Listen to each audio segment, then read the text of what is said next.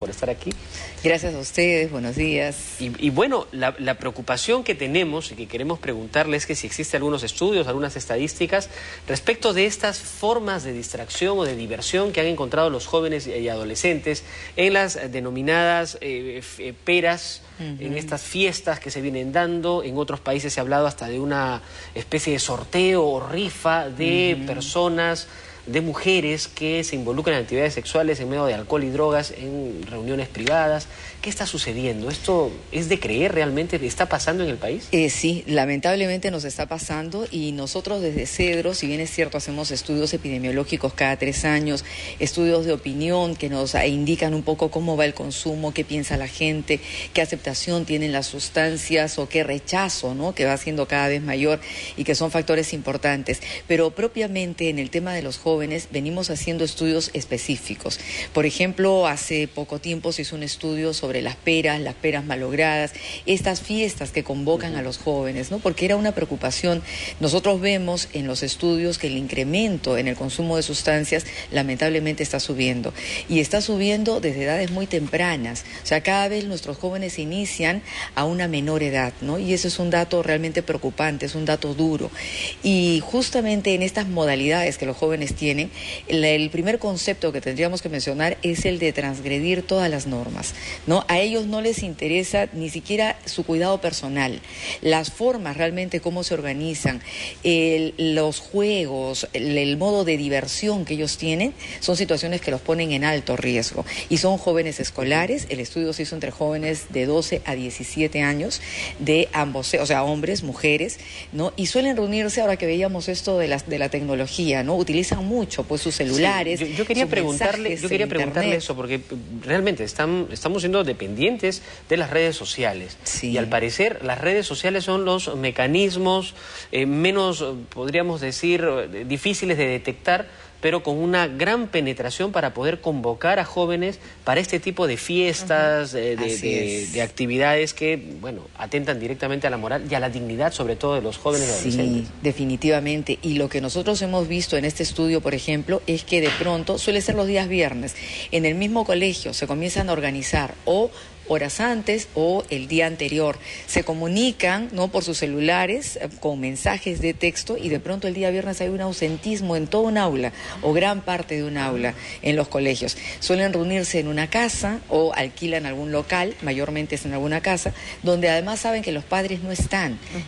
Ambos padres trabajan, no va a haber ninguna persona mayor en la casa, y ahí se organizan estas fiestas, ¿no? Estas fiestas donde obviamente hay un elevado consumo de alcohol, algunas veces también marihuana, algunas veces puede haber pasta, aunque más se observa su consumo de marihuana y consumo de alcohol en grandes cantidades. Naturalmente por el tema del costo también, ¿no? Del costo, claro que sí, y son los varones los que se encargan de proveer esto. ¿Cuál es el rol de las chicas según el estudio? Conseguir chicas o convencer a sus compañeras, ¿no?, que tienen que ser muy fáciles, que tienen que aceptar las condiciones que se pongan en estas fiestas, ¿no? Y entonces lo que vemos también es que aunque los jóvenes están informados, o sea, no vemos que hay un problema de desinformación, pero por ejemplo no usan preservativos porque no los quieren usar, ¿no? Saben que se pueden contagiar de alguna enfermedad de transmisión sexual, no les interesa, ¿verdad? Entonces son reuniones, son estilos de vida que están tomando ellos, que inclusive van por encima de su propia seguridad, ¿no? Ahora, nosotros nos preguntamos, ¿y los padres? ¿Qué es de los padres? ¿Dónde están? ¿Qué piensan respecto a esto?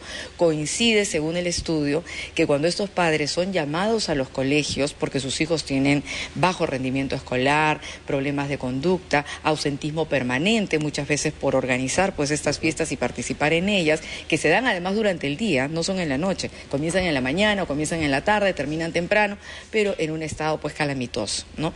Pero estos padres y madres no asisten a los colegios, no tienen un seguimiento de sus hijos. Eso es algo que justamente, doctora, le iba a preguntar, y casi usted me ha respondido sin que le formule la pregunta, y que bueno, porque estamos totalmente sintonizados, creo que con nuestros televidentes en este tema.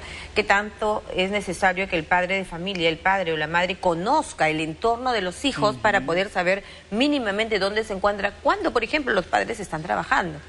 Claro, lo que pasa es que hay que establecer toda una red, ¿no? Si uno tiene que salir y ambos padres trabajan, se puede ver con terceras personas que por lo menos les avisen si están ingresando a su casa en horas que no deberían estar los hijos ahí, quiénes ingresan, cómo salen de la casa. O sea, realmente si hubiera una voluntad por tener un control bien entendido, ¿no? Respecto a los hijos, no estaría pasando lo que vemos que está sucediendo, ¿no? Nosotros observamos que realmente los jóvenes, muchos jóvenes, adolescentes, inclusive púberes, están prácticamente a su suerte. O sea, no vemos que haya un control de parte de los padres, no vemos que se dé un principio de autoridad, ¿no? Por eso es que es tan fácil que estos jóvenes transgredan las normas. Ahora, doctora, hemos hablado muchas veces aquí en TV Perú Noticias con psicólogos, con analistas sobre el tema. ¿Qué tanto es necesario para un joven que fue niño primigeniamente, ¿no es cierto?, encontrar en el hogar una estructura familiar, donde, por ejemplo, el principio de autoridad se conozca y se reconozca y se cumpla?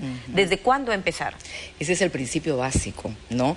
Desde que tienen uso de razón y desde antes, por instintos, no tienen que saber, o sea, toda persona, desde que es niño, tiene que saber que pisa un terreno seguro. Y eso está dado en base a las normas, en base a las reglas que se establecen en la casa, sin necesidad de exagerar, pero hay cosas que tienen que ser básicas. Lo que conversábamos antes, por ejemplo, ¿no? A la hora de las comidas, cuando la familia está reunida, nadie debe traer su celular a la mesa. Ahora que veíamos este reportaje sobre Corea, ¿no? Estamos enlazados de mil maneras, pero la comunicación es muy pobre, la comunicación directa, que es la que nos enriquece, ¿no? En donde aprende uno los valores, los principios, en donde uno interioriza las normas.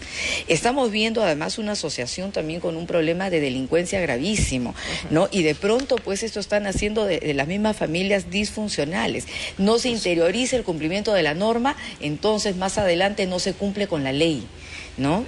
Doctora Barrenechea, usted está tocando un punto que podríamos decir que lo que estamos viviendo ahora y lo que refleja este estudio del cual usted nos está comentando es consecuencia de la mala formación o del descuido que hayan tenido los padres, que generalmente pues paran ausentes porque el papá y la mamá trabajan y entonces los hijos están al cuidado de una tercera persona o a veces ahí nomás con algún familiar o un vecino, sí. Y eso es peor todavía. Entonces estas son las consecuencias de ese modelo de vida que en los últimos años está sucediendo, al menos en el Perú, en América Latina. Claro que sí, ¿no? Porque en realidad hay como una justificación de parte de muchos padres y madres, ¿no? Ahora se han insertado más en el mercado laboral y entonces hay necesidades económicas, por supuesto que las hay, pero nada justifica que un papá y una mamá no estén acompañando el proceso de crecimiento de sus hijos y la formación de sus hijos, porque esa es la obligación número uno. Y ese es el mensaje que nosotros desde Cedro queremos dar a los papás y las mamás. O sea, mucho se habla de los jóvenes, de la delincuencia, de la crisis de valores y demás, pero no nacen los jóvenes, o sea, no son ellos los responsables de esto, ¿no? Son las personas adultas, somos nosotros que en cada familia tenemos la obligación de realmente tener un seguimiento con los jóvenes. Se ve clarísimo, ¿no? Estos jóvenes que más problemas tienen, estos jóvenes transgresores de las normas, estos jóvenes que se exponen a situaciones de altísimo riesgo, son aquellos jóvenes que no tienen pues el cariño de los padres, que no tienen el acompañamiento en estos procesos de desarrollo que son tan importantes. En estos estudios a los cuales usted nos está refiriendo, ¿cuáles son el rango de edades donde se ve esta mayor incidencia, esta mayor vulnerabilidad de los jóvenes? En el estudio sobre peras malogradas, por ejemplo, es en alumnos escolares desde los 12 hasta los 17 años. ¿Desde los 12 edades años? Desde los 12 años están ingresando. ¿Qué es lo que pasa en estas peras malogradas, doctora? Finalmente, pasa de todo. Un poco para bueno, sí, bueno, han habido también reportajes y demás, es una cosa muy grave porque en realidad se juntan para consumir alcohol en gran cantidad. El consumo del alcohol lleva a que ellos pues pierdan toda la escala de valores y de principios, que tengan una conducta sexual totalmente promiscua, totalmente descuidada.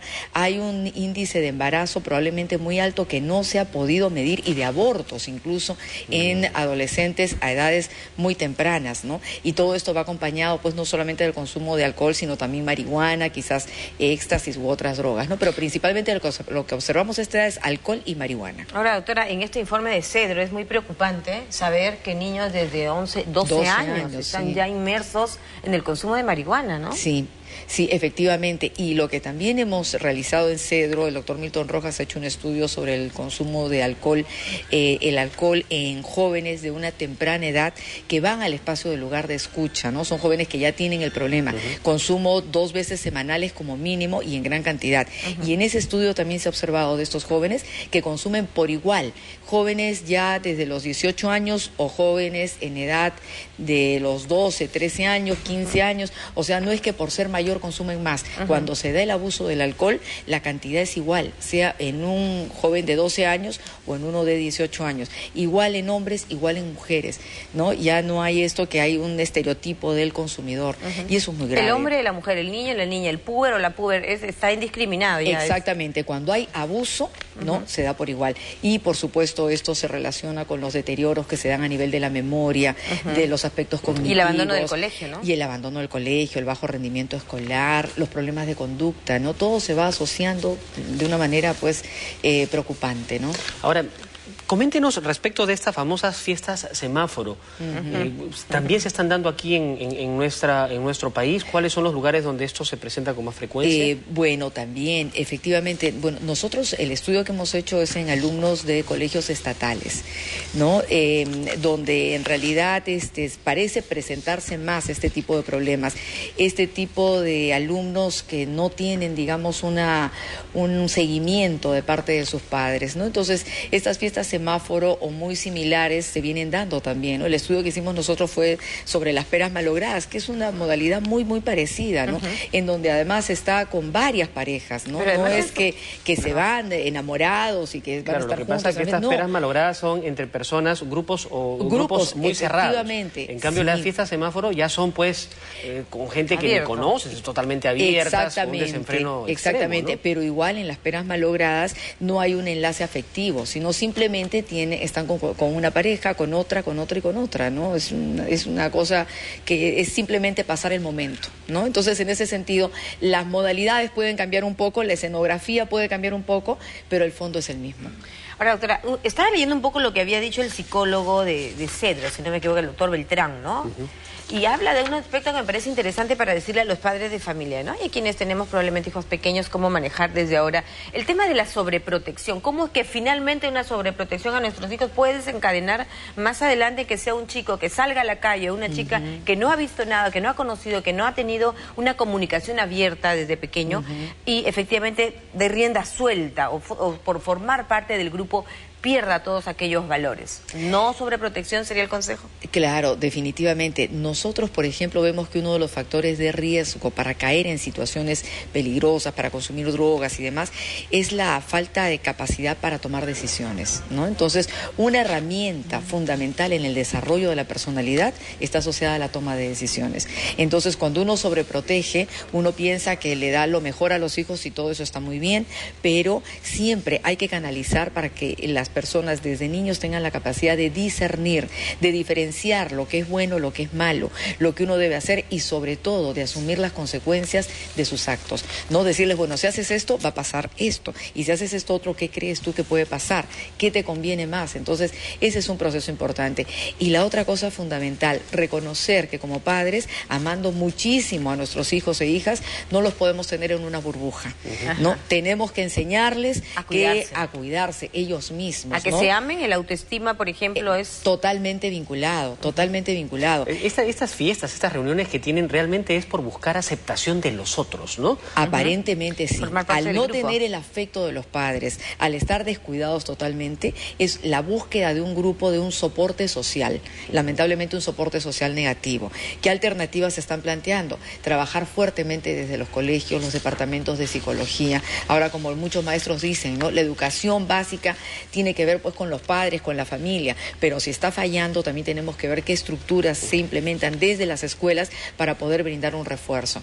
Y puede ser un mecanismo justamente de buscar ese afecto del cual carecen y una forma de protestar y de llamar la atención. Entonces el secreto es siempre darles esa atención. Si ellos van a buscar afuera, ¿por qué no garantizárselo en el hogar? ¿Cuál sería el consejo para los padres que realmente tienen pues jornadas de trabajo fuera de la ciudad, que tienen que viajar?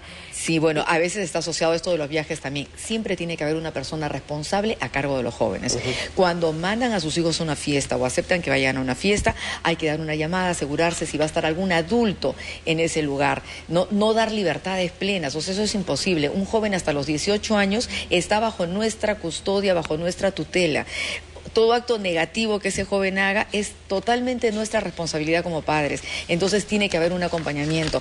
Y el amor tiene que ser incondicional, con normas, con reglas en la casa, pero demostrarles cuánto los queremos.